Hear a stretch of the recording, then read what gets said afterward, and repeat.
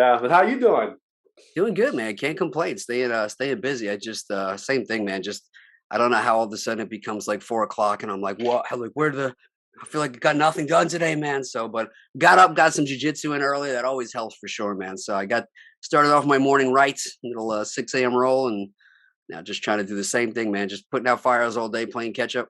It's fun, huh? Well, we'll jump right into it. I mean, I've already started recording, so it's basically we just start talking, and so I just wanted to let you know we started because yeah, to let people know that me and Nick are in the same mastermind together. That's how we met, and as we usually do with other jiu-jitsu people, we found each other and started talking about fighting and jiu-jitsu and stuff. So I then realized that you're into real estate. You have your own podcast.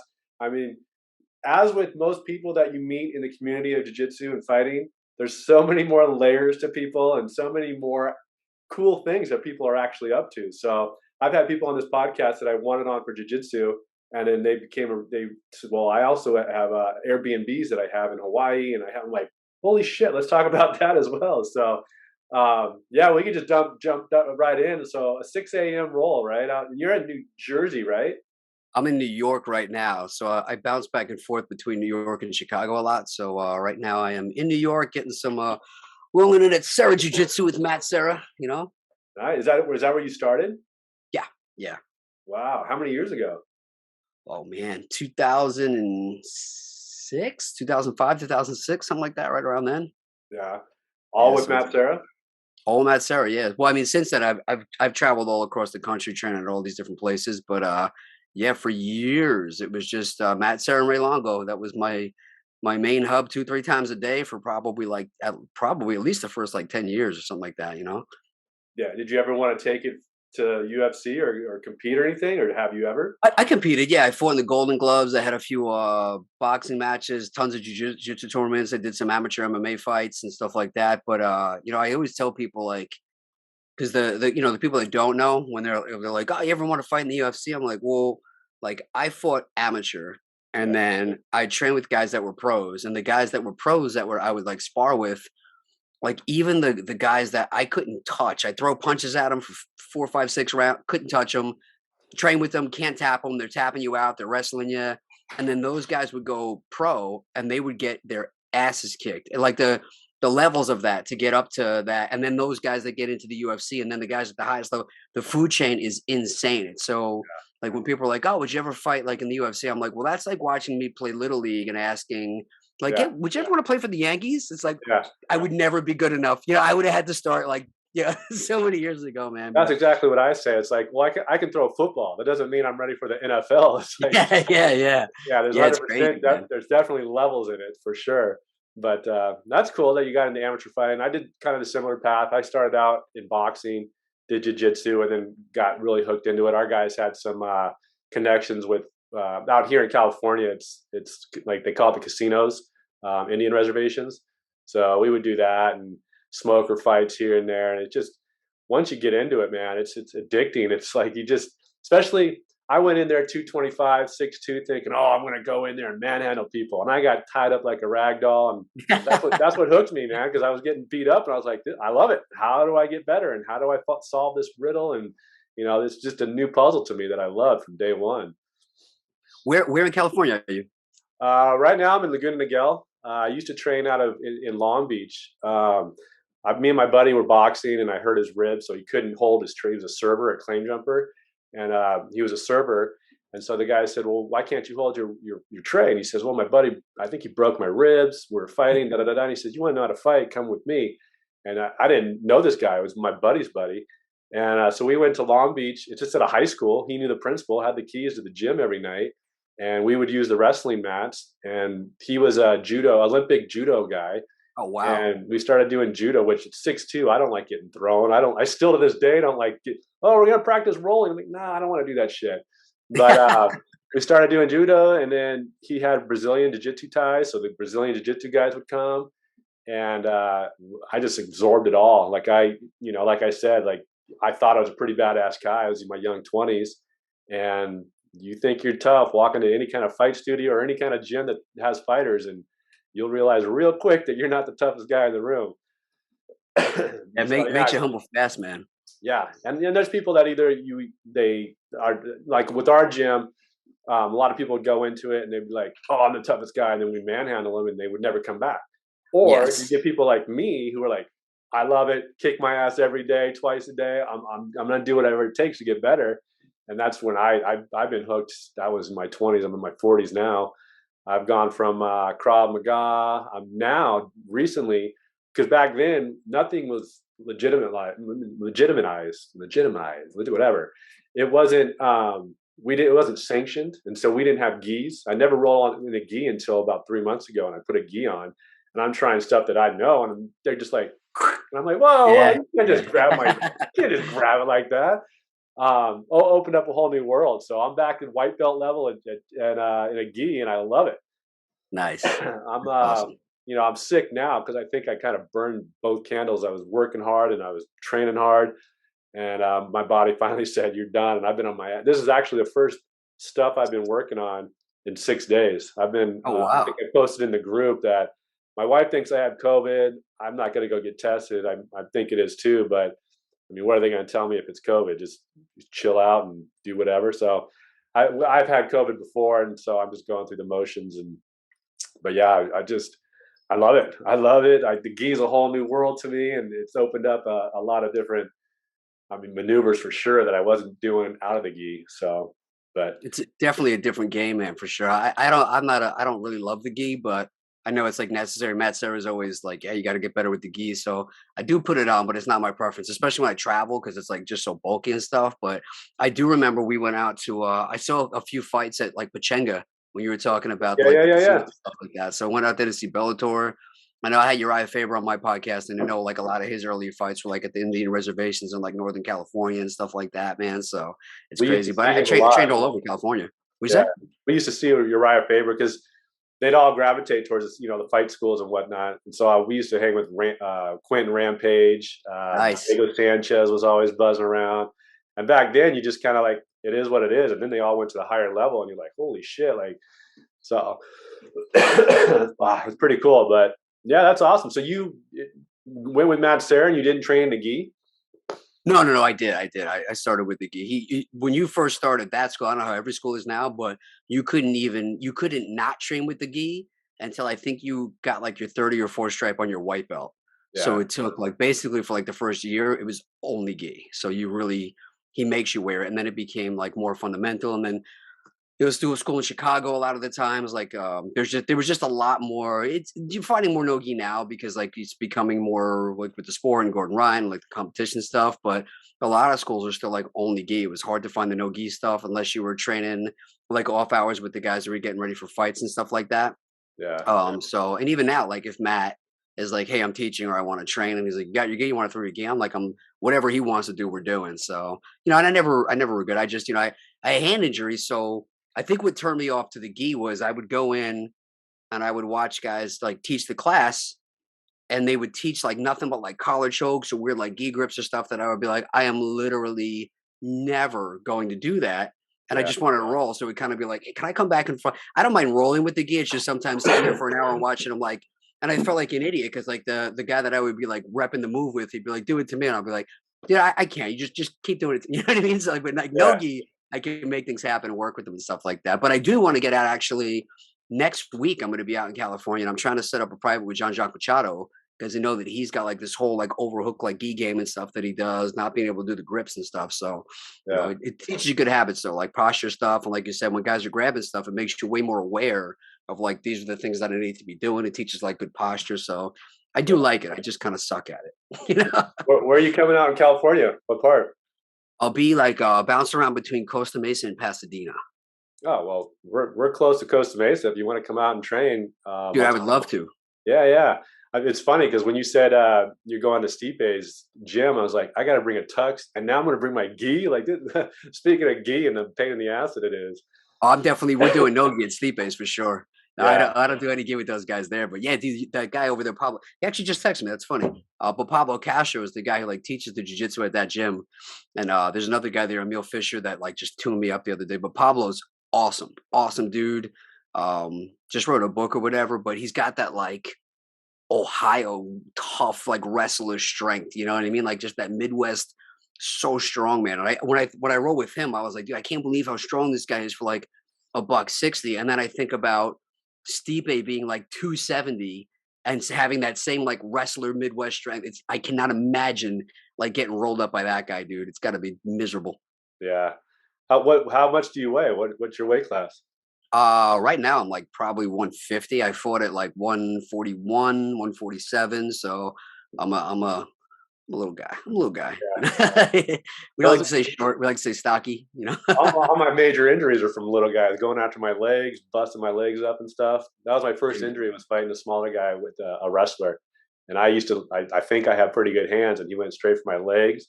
He went one way, I went the other, and my legs snapped. And it was like, oh shit. Oh man. Oh, Yeah, excuse me. Oh no, legs are no, nuts. doing a podcast while I'm sick was a good idea. Ah, you're um, all good. what happened to your hand? Old construction accident from back in the day. Working on machine.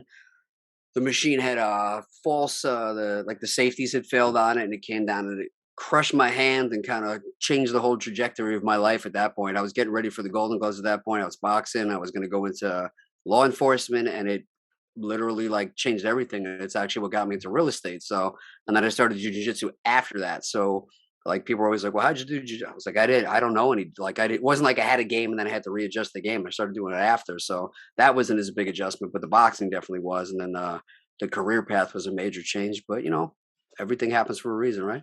Yeah, good outlook. So you talking about law enforcement and going into real estate. Talk about your real estate investing and what that's about.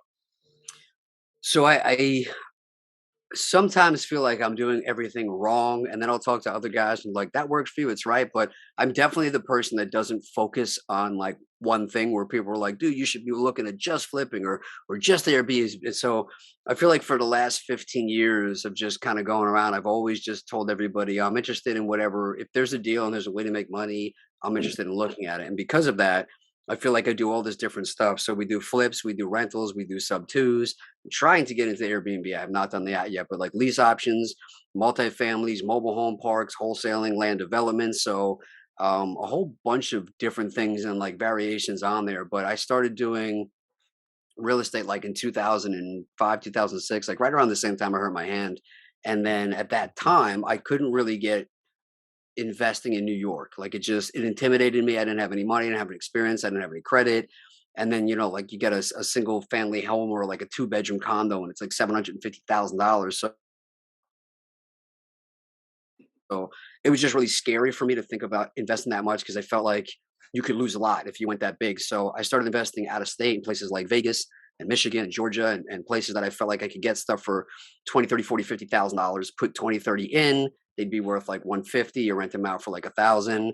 And I started doing that stuff. So I started investing remotely with stuff I couldn't see that I would have liked to go see, but I couldn't afford to jump on planes. So I had to figure out how to like invest just doing things virtually before now everybody's doing it over the last couple of years, but I've been doing that for like 15 years before you had all these resources and Google Maps and all these kind of things. So because of that, I've always just made relationships kind of all over the country, and now I get stuff that comes in that sometimes works for me, sometimes doesn't. So sometimes I'll take down stuff that people send me, or other times they'll send me something that I either just can't take on at this exact moment because I'm dealing with other stuff, or it just doesn't fit my buy box at all or my areas. So I'll shoot it out to other people that go, "Hey, you're the guy that's always looking for deals, right?" And I go, "Yeah." They go, "Well, we're always looking for deals. If you have anything that doesn't hit your stuff, like send it to me." So sometimes I'll wholesale like weird stuff, and I wind up just like I basically try and find a way to make money on everything. Yeah. Did you have a mentor or something that kind of guided you in that direction and push you into the like I wouldn't even know how to get started, even with all the internet access we have. Like I wouldn't even know how to reach out to it, especially 15 years ago.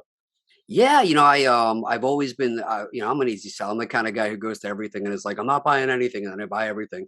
So like over the years, it's like all kinds of different masterminds, different webinars, different coaches, different coaching programs. And I tell everybody that some of the mentors and some of the programs I bought over the years have been great and taught me what to do, but I've also learned a lot of like what a bad mentor is and what not to do and how not to invest and how not to treat people and what stuff. So it's been like a very interesting journey of I guess very similar to jujitsu and boxing and stuff, as you find out kind of stuff that you see on YouTube, and then you realize like that actually doesn't work, And so Yeah, I've gotten better at kind of like figuring out that quick of like, okay, this person does not know what they're talking about, and that's actually not realistic, and I don't want to do that. So I had people that initially steer me towards like these are the areas that the old McDonald's thing that I tell everybody, you look at McDonald's put so many resources into like this is where we're making money, and like Burger King, Taco Bell, and Wendy's come along and basically just copy them. So I found people that were investing in a handful of different markets that were doing pretty well, and then I went and I started trying to just say, well, like, well, if these guys are making money in these places and these markets are doing good, let me go start doing that there.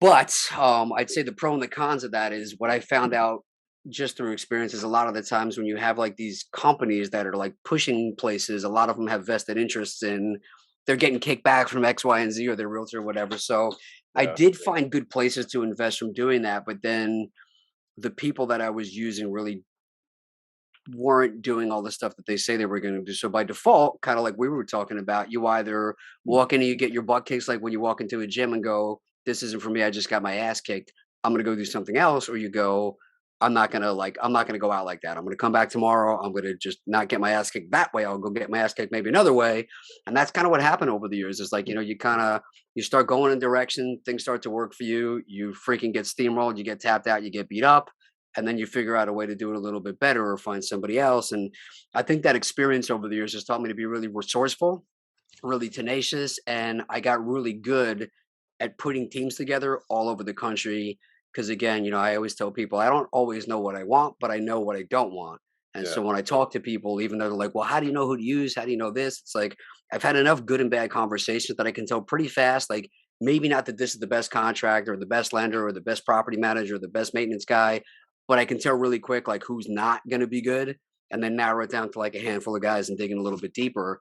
And I think that's part of what's helped me over the years not only be able to find quick if somebody sends me a deal and I go, that deal's great, but I don't have people there.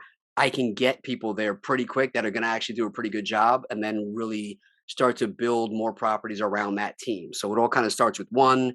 And I wind up being more deal specific than market specific because I'm like, if the deal makes sense, that's really the hard part to me because the team really doesn't matter if I don't have a deal that's going to make me money. So if I have a good experience there, now we'll do a few. And then people now more than ever over the last couple of years started to go, hey, I got 4 or 5 properties in Austin, Texas. I didn't really know what I was doing. I kind of just bought some rentals. They did good. Now they've appreciated $200,000-300,000 from whatever we bought them for. So we'd like to pull some of that money out or even potentially sell them, but we have no idea actually how to get deals in this competitive market now, or we can't cash flow in Northern California, whatever. So if we cash out and then send money to you somehow, could you help us get into some like small to mid-sized mobile home parks and multifamily deals? So I started wholesaling commercial properties like that because people like the idea that I could really help them feel more comfortable investing outside of their home market. So all the things that I was upset about when I first started about having to go out of state, having to do these things remotely when I really just wanted to do it in my own backyard, wound up being like probably one of the best skills I could have developed that is paying off now every single day. yeah. How would you do it different now with all the access and everything that we have at our fingertips now? What would you do different? You know, I don't know if the access to all this stuff would have necessarily taught me to do things different. I think the biggest thing I learned was even with all the tools and resources you have now, I still will wholesale deals to people or I'll help people with deals or like sometimes I do like coaching for students and stuff. And even though they have all the tools and all the resources, they still don't set up enough of a track record of system of checks and balances and accountability to really communicate daily with the team. So I think it's easier to do that, but I probably made the mistake of not doing that enough. And I tell people a lot of the time, I never wanted to hear bad news. Like I made like the probably crucial mistake of I don't want to call this person that hasn't answered the phone for 2 weeks and find out that they're actually not on the job or they ran off or they whatever. So it's like you don't want to hear bad news, and then eventually you have to face it. And now it's been 3 or 4 weeks, and Mm, now instead of it being a small problem, it's like a freaking nightmare you got to dig the hole out of. So the same way I could have just picked up the phone, then maybe not had a face to face like a Zoom. I think that's really the thing that came out of it was I learned to just hear like I always tell people, have bad days, don't have bad deals. mm, So it's like, uh-oh, the contractor didn't call me today. I don't want to hear that he walked off the job or like any of the million things that he got cancer, he can't show up anymore or whatever happened. But it's like, let me have that conversation today. And if I find out that like this didn't work out and they kind of walked off the job or whatever type of thing I didn't want to hear. It's like that sucks. I'm upset about it. I had a bad day, but I can be mad about it today, and then tomorrow I can get somebody else in there, get a new fresh set on, and like really save this deal instead of a good deal. And I Mm, think that was like the biggest shift. Not necessarily that I would have done things differently as far as the tools, but I would have learned sooner to just have the tough conversations up front, set a much better expectation up front. So like then it would have been like phone calls, maybe pictures, e-faxes and things like that. Whereas now the stuff that I set up is a lot of the same types of tools, but I have a lot more visibility. So it becomes, hey, if a contractor, property manager, whoever it is going to be on the job today, tomorrow, whatever, let's set the expectation for you're going to be there Monday, Wednesday, Friday from 9 to 5. Here's the things you're going to do. I expect you to FaceTime me 2, 3 times a day, show me what you're doing, check in with the progress with me. And if you can't set that expectation, you don't get paid. So really, I would say setting the communication, setting the expectation, and then holding myself to if they don't do these things, I can't be the person who constantly like, well, I feel bad. I don't want to be the bad guy. I don't want to fire anybody, so I'll give them a million chances, and then it winds up like totally taking advantage of me. So I think a lot of those entrepreneurial mistakes of like just making sure that you're being a leader and being a boss, and when people are not, cutting them loose earlier. That whole cliche of be like slow to hire and quick to fire. I always was way too quick to take people at their word and trust them and get them on board. And then I always waited way too long to fire them. And it always became like, you find some, like dating, like, oh, I don't want to break up with them. What if nobody else is out there? I'll give them 10 more chances. And then you break up with that person. You meet somebody else. You're like, I wish I would have done that years ago. Life is so yeah. much better. So I think you start to learn some of the red flags and some of the patterns and stuff that makes you ahead of time go, I know where this is going to end up. I'm going to stop this now before I'm 3 or 4 months in. Again, just like jujitsu, man. Like I know way ahead of time now. This is a bad position. Like I don't know what they're doing, but I know this isn't good for me. So I'm going to get out of here like now. That Yeah. kind of stuff. So I don't know if that directly answered your question, but Yeah. like, Well, how important do you think it is to have a mentor or a mastermind? Because within the last year, I've joined, about 3 or 4 masterminds, and I just the knowledge, the people I'm like Mark talks about, the relationship capital is something that is invaluable to me. How important do you think it is? Like all those lessons you just talked about and learned. I mean, a lot of it is learning on your own, but how much of a mentor helped you, and how important do you think it is to have a mentor, a mastermind group, or any group that's like-minded individuals? it's everything. Every part of my business that has gone from like a pain in the butt to efficient, and then every growth I've had has always come from, if not tactical advice from mentors and masterminds, it's come from connections through mentors and masterminds of like this person's in that market, this person can help you, this person can fund this deal, this person can link you up with a contractor or like I mean, it really the relationship capital, like you said, has been absolutely everything. Like mastermind communities and jujitsu communities have completely changed my entire life, like hands down. And it always blows me away when I'll talk to new investors and they think they're going to pay 300 bucks and go out there and be a millionaire. And I'm like, I know 15 years more than you do. And you think you just got it, And then you go into a group like Wearing with Mark Evans and these guys, and it's like you got guys like Austin Rutherford and these dudes that are making 6 figures every month, and they're still going, I don't know everything, I still want to go learn how to do it bigger, better, faster. Like there's always another level to go. And I think at least if you don't get the tactics and the connections, being around guys that open your eyes to like, holy crap, I didn't even realize that this could be done so much bigger and better than I'm doing, and letting you just be around people that do that every day and give you the confidence for, I thought I was killing and making 10 grand a month.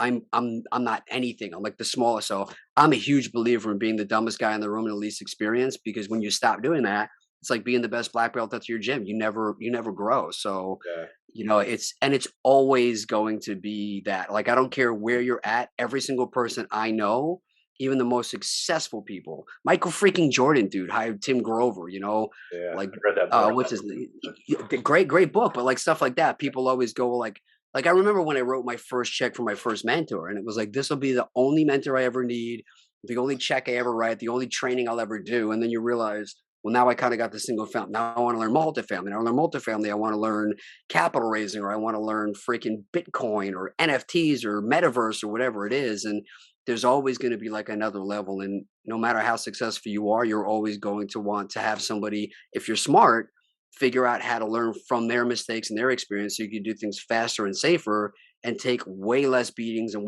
make like why would you want to spend extra time, extra money, and extra risk doing things on your own when you can be around 10, 20, 30, 40 people that have already done it that can literally just say, I already got my ass kicked these ways. Don't do that. Do it like this. And freaking just be off and running and elevate. Like I never understood that. Yeah. I've heard you mention it a few times. How much do you think your jiu-jitsu has helped your business mind? And how much do you think your business mind, because you're saying, and I agree with you 100%, but you're saying like, oh, it's the same thing as in jiu-jitsu. And how much do you think they correlate and make you the better, stronger person that you are? How do they rub off on each other? I think it's changed 1,000%. Like just the very first thing is putting yourself in an uncomfortable position almost every single day. You know, you don't want to go, but you have to have the discipline of like the only way I'm going to get better is I show up. You know, you wake up at 5 o'clock. It's like I just want to stay in bed. I don't want to drive and go to jujitsu.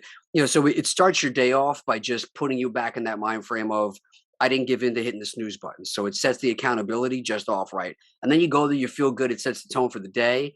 But then the other stuff that I think really make a huge difference is when you're getting put in tough positions and you have the option to go, this sucks. I'm getting punched in the face. I'm getting beat up. I'm getting choked. You know, Ally Quinta's on top of me and freaking head and arm choke, whatever it is. And you can go, it's a very easy way to get out of this right now. All I have to do is tap and this stops. Or you go, I'm going to stay calm. I'm going to find a way out of this. I'm going to do everything I can to try and like find an escape or get out of this choke or get into a better position, as uncomfortable as it is right now. And I think that correlates into business better than anything for the days when it's like, man, this funding fell through, this contractor walked off the job, this tenant's freaking not paying, I got to evict them, a pandemic happened. Like as an entrepreneur, every day, if you ask me at different times of the day how my day is going, like some days I'm like, I wish I never did this. And then an hour later, I'm like, best day I've ever had. And that is like, you know, just like being on the mat. Like 3 minutes ago, I'm going with one guy, I'm doing great. 3 minutes later, I'm getting killed. So learning how to stay calm in tough situations and find a way out and just exhaust every single option before you tap out.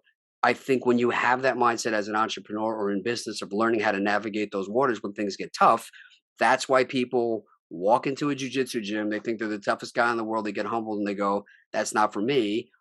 Or they watch HCTV or they see guys like you or Mark Evans talking about how they're making a bunch of money in real estate and they go, well, I want to do that. And then they realize it's not as easy as it looks. It's hard. And then they quit. It's the same type of thing. But when you learn how to say, I'm going to stick with this, I'm going to navigate through hard times because I have a goal. And no matter what, I'm going to learn to achieve, I'm going to stick with it to achieve that goal. I think that has helped me out more than anything in business and in jiu-jitsu of just like learning how to stay calm in tough spots and just have your eye on the prize and not let anything take you off track of what you want to achieve. I think that 2.5 minutes, 3 minutes answer right there is going to be like a billboard or something. That was a great answer. I mean, because the more I think about it, the more they're like being an entrepreneur is tough. Every day is different. You have your wins, you have your losses. Same thing with jiu-jitsu and fighting. You know, you don't walk in there every day being the strongest guy in there. It's the same thing. Like you said, having Quinta on you. Well, are you just going to tap out and start over, or are you just going to figure a way out? And I think that's a great like comparison of the two. It's like every day is different. When you go to the jiu-jitsu gym or a studio, it's different.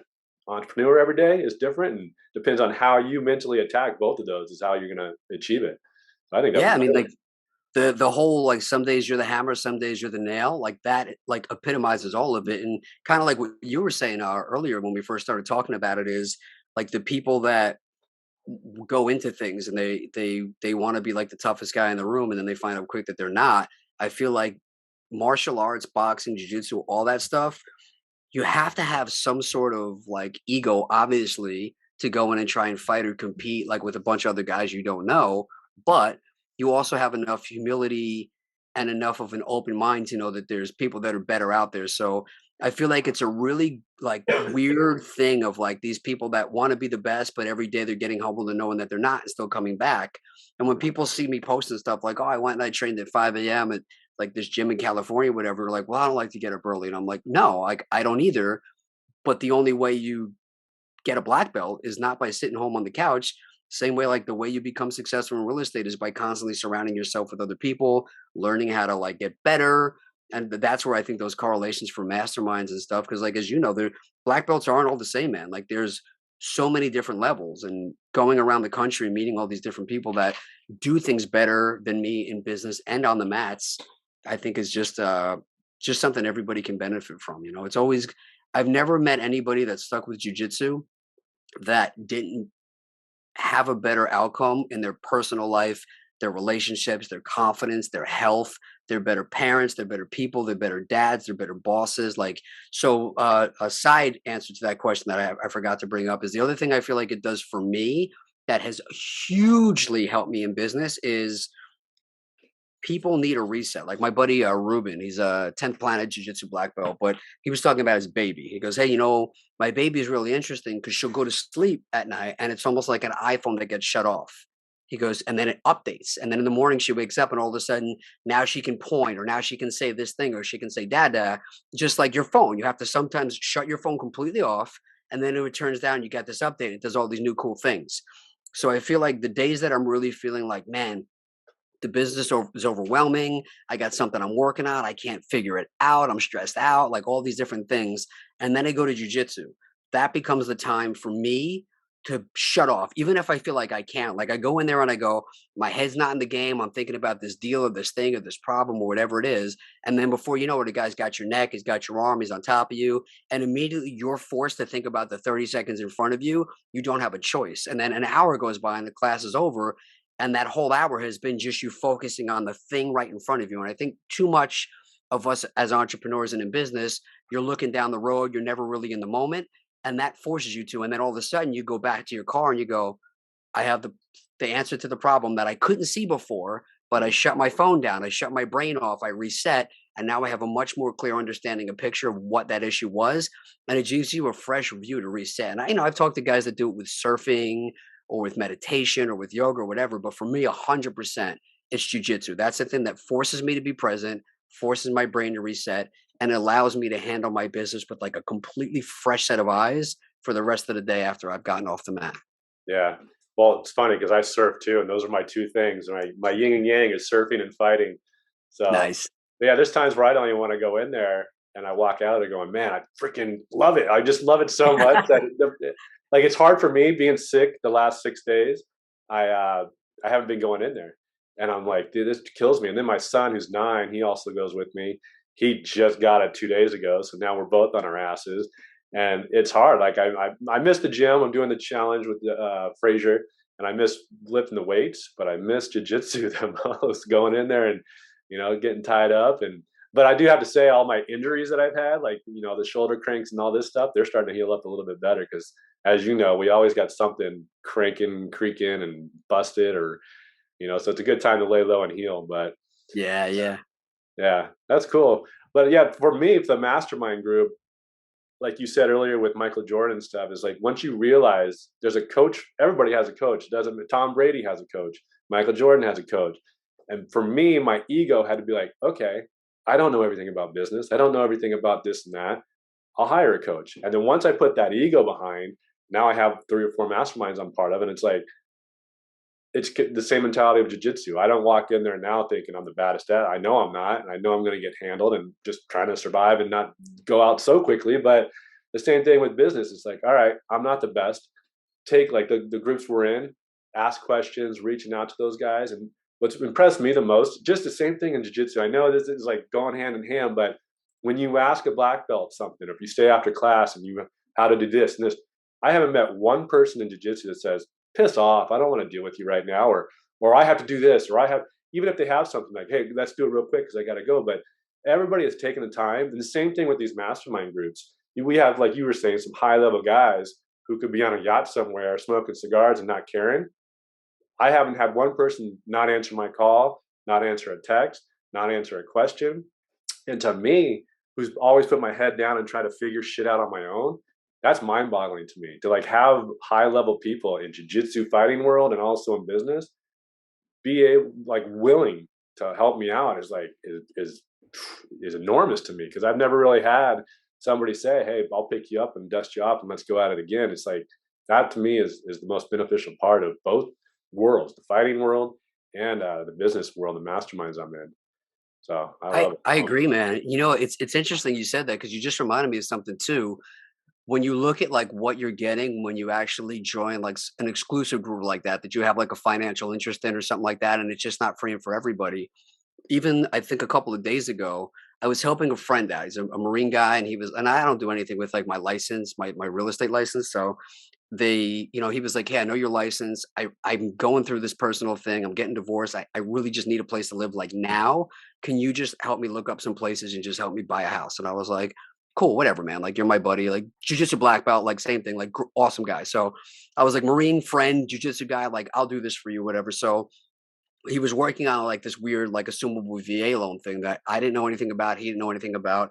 So I posted on a few different groups like, "Hey, does anybody know what?" And your wife was freaking awesome, by far the best contact I had that like was like, "Here's the things, here's the stuff you need to be aware of." And so, but I posted it in a couple of free groups that were like big that I was like, "I'll get some answers on this." And then I posted in our mastermind group, and the free groups that I posted it in, nobody said, "Here's what you would look at. Here's you should talk to." They all get, "Well, if you need to borrow money, you shouldn't even be doing a deal. And why don't you do this? And why?" I'm like, "I'm sorry. Did I ask anybody like Yeah. to explain to me how realistic?" Like, but it was all these like shitty comments and nothing helpful, and people just giving me their opinions on stuff that I didn't freaking ask for.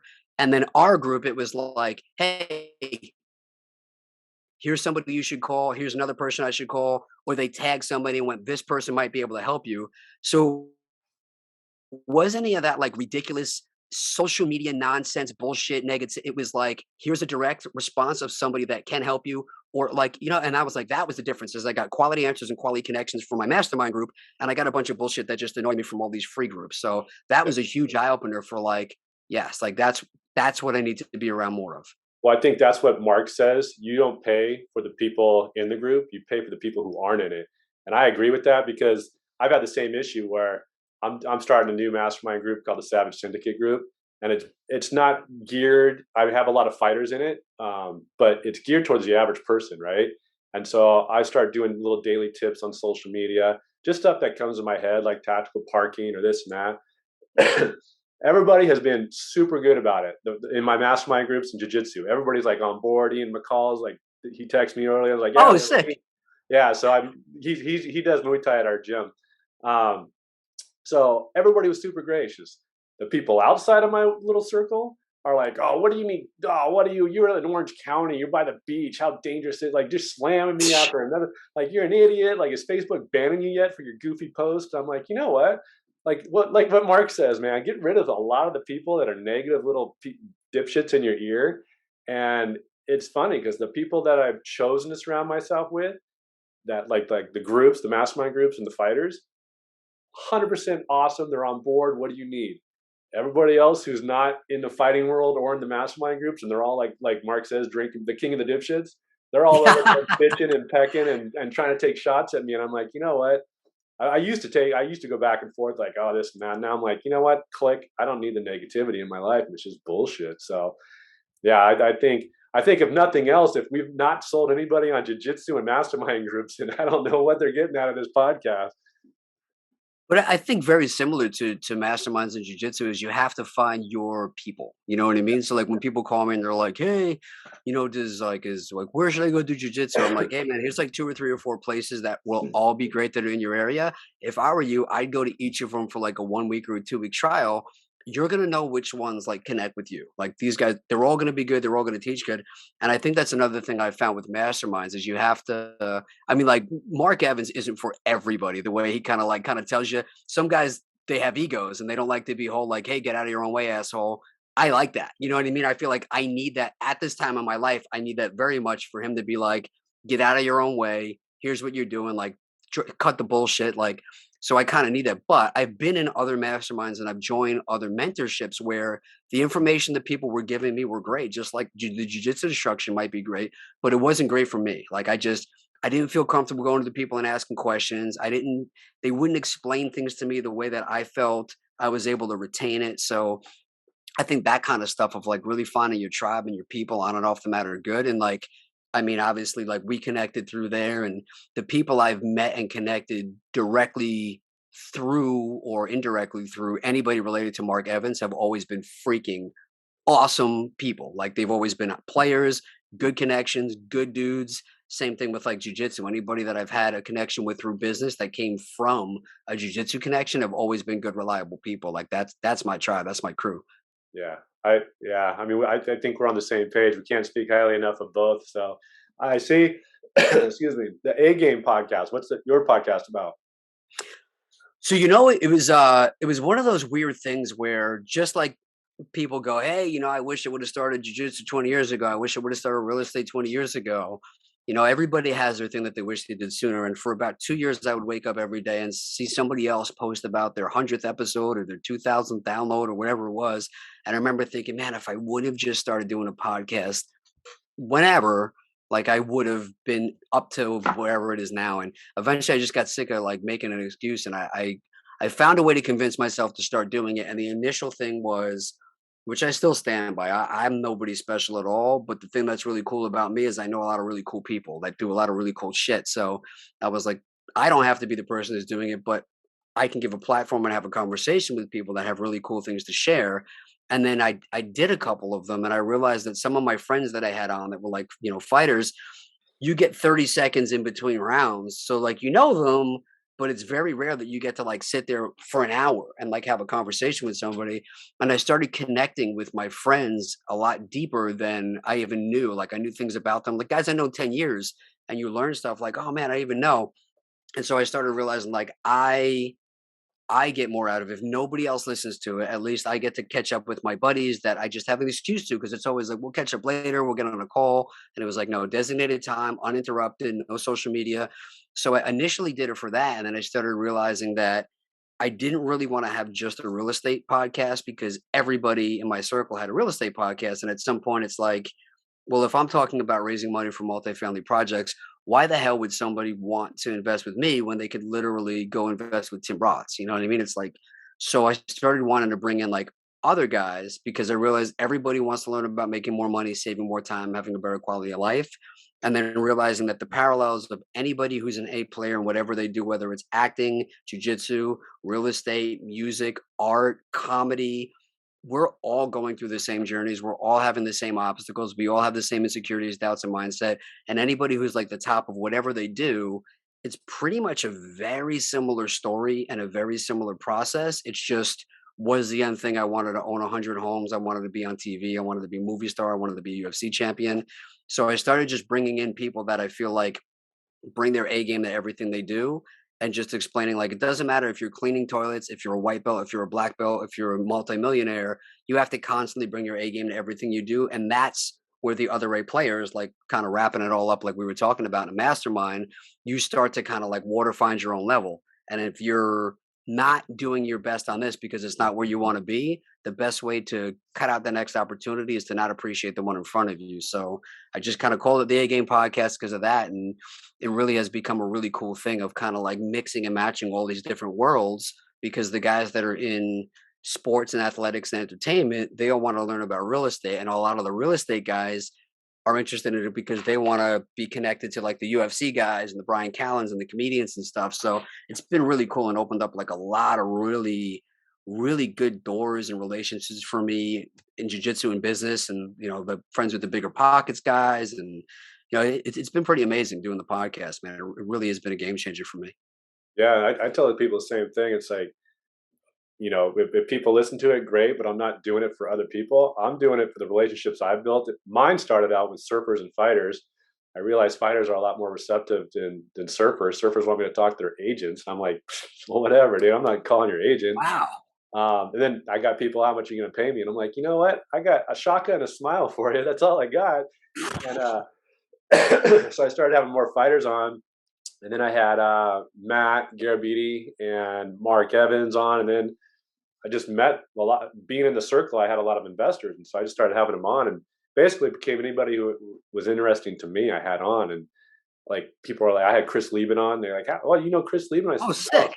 I just slipped into his DMs on Instagram and he responded. And same thing with Ian McCall. Before I knew Ian from training, I just reached out to him, and they responded, and I was like, you know what, fighters respond a lot better than surfers do. So I've had a blast with it. Like you said, I've my wife told me years ago to start one because I have surfers and fighters are kind of two different animals, and I do both, and the surfers think I'm weird for fighting. The fighters are like, you're a surfer and you're so laid back and yada yada. So she's like, put the two together, and I was like, no, no, no, no. And finally started with episode 1, episode 2. Now I'm like up to 35 or something, but it's just fun and I love doing it. And it's the people I've met through it is awesome, just like you said. So yeah, I'll have a link to check yours out as well. But I appreciate that, man. yeah, It, yeah, it's funny too, because like what you said about, I'm always surprised how cool people are about coming on. And like Mark Evans actually said it. He called me up maybe a couple weeks ago, and he was like, "Dude, you get people on there that are willing to come on and talk to you for your podcast. You literally can't pay them to talk to them for an hour. Like if I called up Austin Rutherford and said how much to book you for an hour so I can ask you real estate questions, it was like it's not even an option, you know. yeah. But it's like, hey, because I know this guy, whatever." And the first person, I think it was like maybe episode like 5 or 6 or something like that, and I was at Tim Bratz. I was at Tim Bratz event, and Mark Evans was up there teaching, and I was like, "Man, I feel like that freaking guy is talking to me." And my partner, who actually is calling me from Italy right now, funny enough, she was like, I was like, "Man, Mark Evans, like, I got to be around this guy more."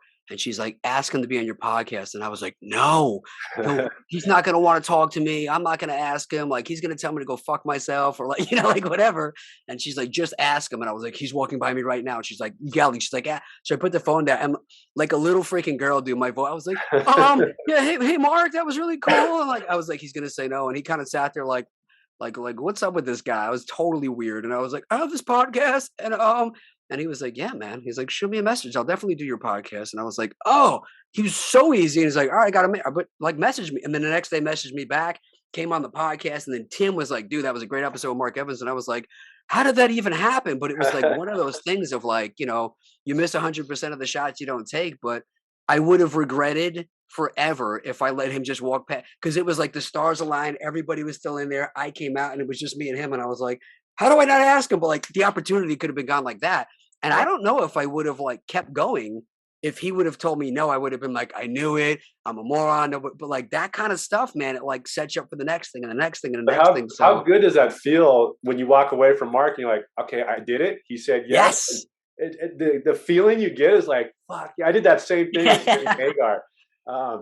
We used to live in Cabo, and I saw Sammy getting a key to a town out there, and my son has kind of big blonde hair like he did, and so he saw my son Kingston, and so he was kind of messing with him, like we were outside the gate, and so he was looking at him. I'm like, Kingston, get him to throw a shotgun. So he kept messing with them, and then we were walking to our car, and he almost hit us. He's like, ah, and he gave us a shotgun. We're like, yeah. So then we're on the beach out here at our local break down the street, and you're not even thinking rock and roll. I'm just thinking about surfing, and I look and Sammy Hagar, and I've heard Mark say this before. Don't vomit information on people. I was like, Sammy Hagar, and I totally just went up. Ah! And he remembered us. He's like, oh yeah, I remember you guys. You were standing over there. Da, da, da, da, da. I was like, holy shit! Like the feeling, like I didn't even have time to get nervous before it because I just kind of like saw him and I went nuts. But afterwards, I was like, I should have slowed down. I should have asked him to come. I didn't ask him to come on the podcast, but I just kind of like verbally just went everything I knew about Sammy and all this cool shit. But it was funny. But I walked away going, at least I talked to him. I had Sammy Hagar's attention for 5 minutes. That was cool. But like you said, you make 0% shots of if you don't take them. So yeah, it's a great feeling to get somebody on there that you really look up to or admire. Dude, striking out is always going to feel better than never getting up to the plate. You know what I mean? Like how many of those movie cliches of like, I wish I would have asked the girl out. I wish I would have tried to kiss her or, whatever. So that's kind of why all the stuff that I've done, it's always been like, I never wanted to have that feeling again of like, what could I have done? Like, would I have been able to do that? Would I have, like, so as shitty as it feels, like I would have spent the rest of my life like, what if I would have asked Mark Evans to do my podcast? You know what I mean? But it's like, and if he would have said no, like go fuck yourself, then it's a funny story later on. Yeah, you got a good story either way. Then Yeah, you get him an yeah, arm bar, break his arm, and you're like, I just broke Mark Evans' arm. yeah. He's a Yeah, stocky guy, man. He'd be bull rushing me. But it's funny, like we were at the Golden Gloves, and I remember I was sitting by Jake LaMotta. And I was like, I got to get a picture with him, like freaking Raging Bull, you know? And I went over and I'm like, it was the same kind of thing. Like, I don't want to ask him. I want to ask him, what if he says no? And I went up to him and dude, he was so punchy. He had like this cowboy. And I was like, hey, Jake LaMotta. And he was like, just kind of staring at me. And I was like, hey, can I get a picture? And he was like, no. And like I had pre-warned my buddy and I put my arm around him. I was like, take it. And he's like, and he's kind of looking at me, but I got the picture in there and I was like, oh, see you later, Mr. LaMotta. But you know, that kind of stuff. It's just, even when it doesn't work out, it makes a funny story. So who cares, right? Swing the bat, take the chance. I did that with Mauricio Verdum. Oh wow! Afterwards, I felt bad because we were on the corner getting ready to walk across the street, and he's bigger than me. I'm 6'2", he's 6'4", and he was with his wife and his kid, and I think his mom or his mother-in-law, and I'm like, hey, Mauricio, and my kid was in a stroller or something. I said, hey, Verdum, can I get a picture? And he was like, yeah, yeah, yeah. And I didn't even look. I just gave the phone to his wife or mom, like, here, take it. And I was like, that was kind of a douche move. Like, I could have been nicer to them, but I was so geeked out about Verdum. And he was super nice to me. He was like making a goofy face and shit. But yeah, it's like, I regret being a goofball and disrespecting the wife and his mom or whatever. But I got the picture with Verdum and, you know, I got it. So that was a cool point. He's in your hood, right? Like King's MMA, those guys are kind of almost in your backyard, right? Yeah, I used to live in Huntington at the time, and I would see Vanderlei Silva he used to go to my gym 24-hour. Yeah, Tito, Rampage. I mean, Razor Rob is part of the Savage Syndicate. I'm going to go out there next week. He's got his own striking defense thing. He started up, so I'm going to go check him out. But Tiki, he's friends with Dana. Dana and Tiki were out in Huntington Beach last week, crashing a wedding that I saw on Instagram. I'm like, man, that's my old stomping ground. But I wonder if you know my buddy Clint Dahl. Clint Dahl Santiago. He's tight with Tiki and all those guys, man. He's best friends with Josh Barnett and Eric Paulson. Really? I might. I know a lot of those faces, but yeah, Huntington Beach back in '90s when Tap Out was pretty popular, you could walk out your door and find. Like I used to sit at the same laundromat as Tito Ortiz, and he'd be playing Miss Pac, and I'm like, that's Tito Ortiz in his prime at the laundromat where I'm at, and it's like it was a small world back then, but yeah, it was cool. I wish, speaking of regrets, I wish I would have got in with that group fighting wise, because I mean, who knows what would happen? But I'm 47 now, but back then I definitely probably could have excelled a little bit faster and quicker and gotten to some fights, but. Yeah, it is what it is, right? Everything happens for a reason, right? Right. I have more my ears and everything still functional. So if I would have got back then at that level, but I appreciate you coming on, Nick. This was awesome talking to you. It was great to get to know you. Yeah, I appreciate you having me. I'd love to have you on mine, and I definitely I'll be out in your hood next week, man. I would love to get together, maybe grab a drink, grab some food, and definitely train if we can. Yeah, let me know. We'll get in touch after this, but definitely the same thing. I'd love to get. I'll pick you up in Costa Mesa and show you around. And if you want to surf, I can get you in the water too. I don't know about that cold Pacific out there, man. I don't know. It's on my list to eventually do. I don't know if I'm ready for it right yet, though. Yeah, well, you can go surf with me and my son. He's 9. We'll go. We'll take you out there and go shred. All right, cool, awesome, man. Yeah, let's definitely link up, man. All right, brother. Well, I appreciate it. I'll put all the links below, but real quick, what's your Instagram, your Facebook? How do you want people to reach out to you? So if you go to, I have the easiest website in the world. It's nicknicknick.com. So on nicknicknick.com/links, it's everywhere you could possibly listen to or watch the podcast and all my social media stuff. But I always tell people, if you want to connect with me about doing real estate together, I lose all those messages. So if you text me directly at 516-540-5733 and you want to talk about doing deals together, like that's the most direct way to get me, that I won't lose the stuff in the Instagram spam filters. Perfect. All right. And I'll like I said, put a link in the description of all that information. But again, Nick, it was great talking to you. We'll catch up next week and I'll get you in the water. Much appreciated, brother. Looking forward to it. And I'll see you soon at Mark Evans thing too, right? For sure. For sure. My Awesome, wife and man. I will be there.